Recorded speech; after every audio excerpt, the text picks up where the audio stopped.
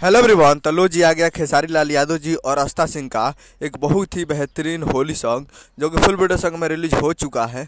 और इस गाने को लिखे हैं विशाल भारती जी और इसमें म्यूजिक दिए हैं आर्या शर्मा जी।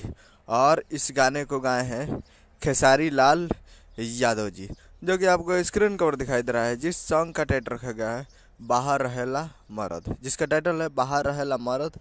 और ये फुल वीडियो सॉन्ग में रिलीज हो चुका है। और वीडियो में खेसारी लाल यादव जी और आस्था सिंह जी, फिट में आस्था सिंह जी। और ये बहुत ही बेहतरीन सॉन्ग है। और आज आज 9 फरवरी 2025 को सुबह 7 AM पे ये फुल वीडियो सॉन्ग को रिलीज़ कर दिया गया है। तो बहुत ही बेहतरीन सॉन्ग है। और करीब ये 20 मिनट 15 मिनट में 10,000 के करीब व्यूज़ है और 5,000 लाइक है और दो 2,000 के करीब इस पर कमेंट है। तो बहुत ही बेहतरीन सॉन्ग है और ये फुल वीडियो सॉन्ग में रिलीज़ हो चुका है। और अभी तक आप नहीं देखे हैं तो आप लोग जाकर देख सकते हैं global music junction Bhojpuri YouTube channel पे।